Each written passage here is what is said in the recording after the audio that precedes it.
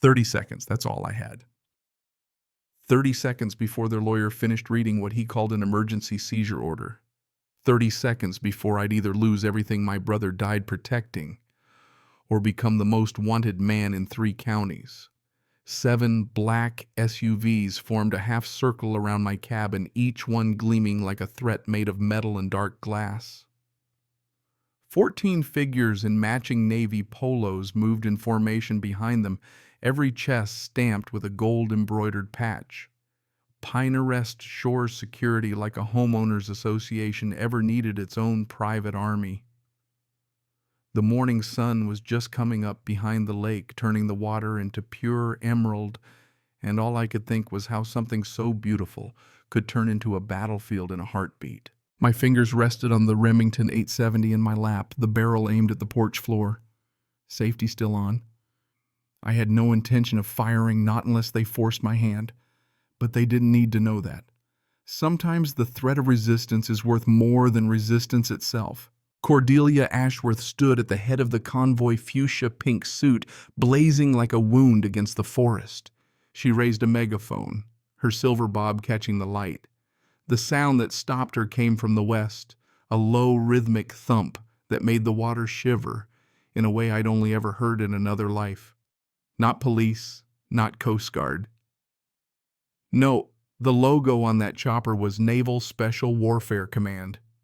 What Cordelia didn't know, what none of them knew, was that my brother hadn't been just another soldier. He was SEAL Team 6 and his teammates didn't forget debts. But I'm getting ahead of myself. Let me back up a sec, 3 weeks earlier. The morning everything changed. The cabin sat at the edge of a little cove where the water was so clear you could count rocks 20 feet down. 40 feet of old dock stretched into that impossible blue, with pine forest crowding the ridgeline like a green cathedral. I'd seen photos before I arrived, but photos lie. They don't capture the silence or the way the air tastes when the nearest highway is 12 miles away. I stood on that dock tying a bowline knot out of habit muscle memory from years I don't talk about. My eyes tracked the tree line, clocked the angles of approach, counted cover positions. Old habits, the ones that keep you breathing when the world turns sideways. A kayak bobbed at the dock. Its name painted in careful letters, "Never forget March 7th. To anyone else, just a date. To me, the day the world lost its best man and I lost the only family I had left. My name's not important, at least not yet. What matters is I didn't choose this cabin. The choice was made for me. When the Department of Defense makes you an offer, it's not really an offer. Take this settlement. Sign this NDA. Accept this property instead of talking about Yemen. They called it compensation. I called it blood money. But it spends the same. This place, 40 acres of lakefront wilderness, was supposed to be my fresh start. I should have known better. Some debts can't be paid with land. That first morning boat engine shattered the quiet around 8:15. 3 pontoons rolled up chrome rails glinting like teeth. At their bow, Cordelia Ashworth, in her fuchsia suit, standing like a general who'd never heard the word no. I learned later she'd been HOA president 17 years. Didn't matter then. All I saw was her color and the way she surveyed my dock like she owned it. She stepped off that boat with a confidence that came from never being challenged. "Good morning." She pulled her sunglasses, eyes the color of storm clouds. "You must be the new resident." The word resident tasted sour coming from her. I didn't answer. Just kept tying my knot, letting silence stretch out tight as piano wire. 2 women in matching golf attire stood behind her, clutching clipboards like shields. "This lake has belonged to the Pine-Arrest Shores community for 32 years, she said. All smile, no warmth. Whatever papers you think you have, paper burns, doesn't it?" I finished my knot. Interesting threat standing on my dock. Her left eye twitched. "Small, but I've been trained to see small. I'm not threatening, just explaining how things work. We have bylaws, regulations, aesthetics, property values, you understand. And you showed up by boat at 8 in the morning because courtesy calls are best made by water, she said, unblinking. I could see she wasn't used to pushback. Check your door when you get back, Mr. Calhoun. Everything you need to know about being a compliant member of our community will be waiting. She didn't wait for a reply. She never did. The boats peeled off engines, roaring. I stood on that dock a long time watching the ripples disappear. Something cold settled in my chest, not quite fear, something older. If you've ever had a powerful person decide to make your life miserable, you know that feeling, that knot in your gut. If you know, you know. The envelope was waiting when I got back. Black gold seal, stuck so hard to the door it peeled paint. Inside, welcome to the neighborhood. Notice of violations bold and aggressive. Violation 1 dock not approved, $2 to $500. Violation 2, kayak color not compliant, $800. Apparently greens offensive. Violation 3, residents not registered, $5,000 a day. Violation 4, unauthorized military memorabilia visible from the water, $1,200. My brother's flag. Total $9,500, due in 72 hours. I read it twice, folded it, set it on the table. My hands didn't shake. Years of training or just too tired for fear. Interesting, I said to no one. They fined me for a dock older than their HOA. That stuck with me all night and into the morning. By 7 a.m. I was driving mountain roads to the county seat.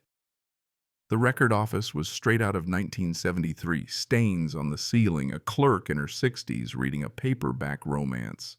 Need parcel info for the eastern shore of Pinarest Lake. Everything since 1980, I told her. She looked up, maybe recognized the request.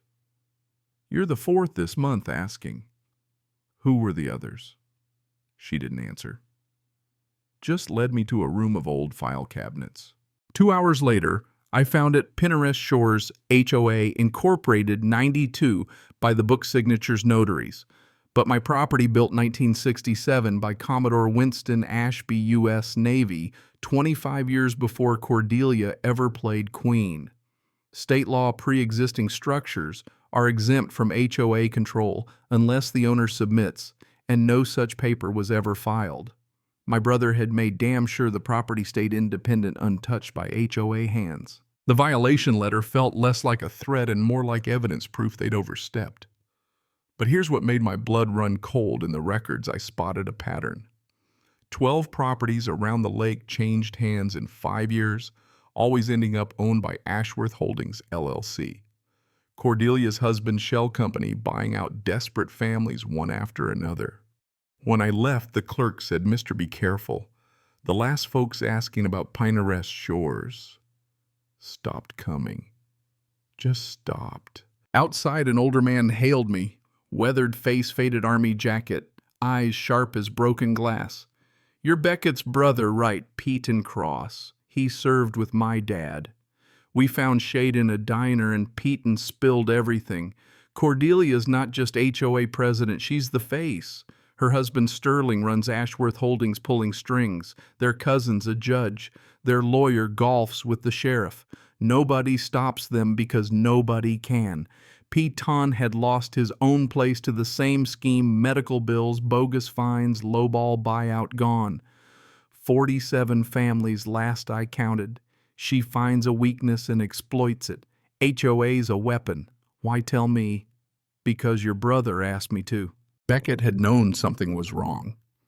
He'd bought the cabin as a safe house, stashed evidence somewhere. If anything happened to him, Peyton was to tell me everything. Now it was my job to protect what he'd found. Back at the cabin, something was off. My kayak, my brother's kayak, was gone. The rope I'd tied had been sliced clean. 50 yards out, the kayak drifted toward open water. Under a dock plank, a note, "Final warning, leave or we will make you leave. scented with Chanel No. 5, Cordelia's signature.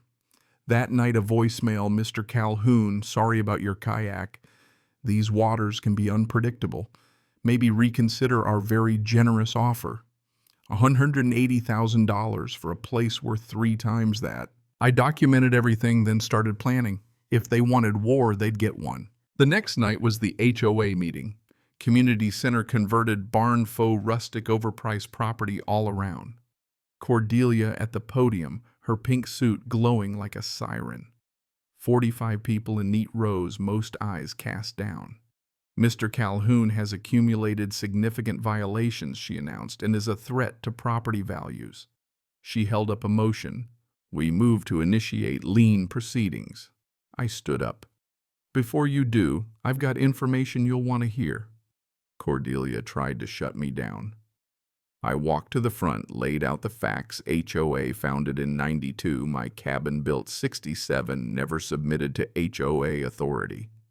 County documents in hand, I waved them for all to see. And Ashworth Holdings, your husband's company, has been buying up properties after families get squeezed with violations and fines. Same pattern every time. 3 people in the crowd stood, faces white with shock. Want me to read the names? Cordelia slammed the gavel. Meeting adjourned. The room emptied, but not before I caught a few nods. About time someone said it out loud. A man whispered. A couple days later, I got served emergency injunction signed by Judge Harlan Ashworth, Cordelia's cousin. Effective immediately, I was evicted from my own land. Deputy Westbrook showed up apologetic but just doing his job. I told him, in 48 hours, you're going to wish you'd stayed neutral. He didn't argue, just left shoulders slumped. That night, Peyton called your brother bought the cabin under an alias, Safe House Protocols. And he was investigating something big, money trails defense contractors. He read me a message Beckett had sent before his last deployment. Pine arrest is compromised. Money trail leads to contractors. Peyton's voice cracked. Merritt, if Beckett was killed for this, if you're in danger, I already knew. I wasn't running. Next morning I called Wren Hollister, NSA ex-spook, owed me a favor. Ashworth Holdings Vanguard. Tactical shell companies money laundering, I said. Wren called back $2.7 million in payments from Vanguard to Ashworth Holdings. Same company Beckett was investigating before he died.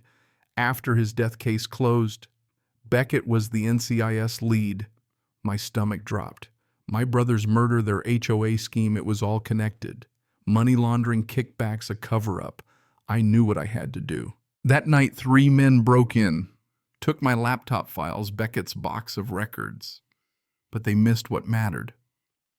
Before his final deployment, Beckett had sent me a flash drive sealed in a waterproof case inside his urn. 3 copies. Trust no one. That's what he always said. I stood in my ransacked cabin at dawn, the flash drive in my palm. I knew exactly what to do. I called the number Beckett gave me, an emergency-only line. Authorization code November Foxtrot 7, the voice growled. A minute later, Commander Reagan Driscoll SEAL Team 6 came on. Beckett said, if you ever called, we'd mobilize. No questions asked. I told him everything. He said, we'll be there in 48 hours. Beck would be proud. I spent those 2 days prepping gathered files, coordinated with Wren, got Peyton's notes. Peyton came by, hope in his eyes for the first time in years. They're mobilizing. Cordelia's called in extra security Vanguard contractors. Let them come, I told him. I'm counting on it. Dawn. 7 black SUVs, 14 security and Navy polos. Cordelia Sterling and their lawyers showed up, megaphone in hand, giving their final notice. Surrender or face arrest for trespassing. I checked my watch. You've got 4 minutes. After that, everything changes. Sterling sneered. Until what, your imaginary army arrives? I just smiled. 3 minutes later, the sound hit us, Black Hawk helicopters cresting the ridge. Naval Special Warfare Command blazed on their sides. Security froze. Cordelia dropped her megaphone. Doors opened. SEALs emerged, tactical jackets, eyes hard as stone. Commander Driscoll walked straight past the security up to my porch, grinned. Beck would have made a joke about timing. Meanwhile, more black vehicles pulled up. NCIS, FBI, Special Agent Marlo Vance led the charge. Cordelia Ashworth Sterling. Ashworth, you're under arrest for conspiracy money laundering and the murder of Lieutenant CMDR Beckett Calhoun. Sterling tried to run. A seal stopped him like a wall. Cordelia just crumpled her power gun. If you're still listening, you know this wasn't about property. This was about refusing to let bullies win. If Merritt's fight moved, you drop a fire emoji in the comments. I want to see how many of you are here. After that, it all unraveled. Judge Ashworth suspended. Corrupt county officials arrested. HOA board charged. Cordelia and Sterling facing decades. Peyton found me by the dock. I owe you an apology. Most people do what's easy, not what's right. I forgot that for a while. Not again. He left not asking forgiveness, just trying to earn it. That night, Peyton brought whiskey. 47 families, he said, destroyed. Maybe they'll get something back now. Some wounds don't heal. But at least the truth came out. Some mornings I walk the dock and remember my brother. 6 months later, Peyton moved back into a recovered home. Life started again. On the anniversary of Beckett's death, I paddled his kayak at sunrise, thinking about how he'd never wanted glory, just wanted to do right. Sometimes that's enough. People ask if it was worth it, the fight, the fear, the moment I picked up that shotgun, not knowing what would come next. I tell them some things aren't about worth. Some things just are necessary, inevitable. The price of standing up when everyone else kneels. The HOA thought they could take this place with fines and threats. They never understood. This lake doesn't belong to them. It doesn't even belong to me. It belongs to everyone willing to stand up. The water remembers. That's what the sign says.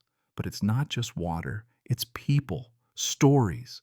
The truth once spoken can't be taken back. Cordelia is in federal prison. Sterling, too. Vanguard Tactical's gone. And every morning I walk out on that dock and think about my brother, about the promise he kept even after death. If this story made you think twice about what's worth fighting for, share it with someone who needs to hear it. And if you've ever stood up when everyone else told you to sit down, tell me in the comments. I read every single one. Because the water remembers. And so do I.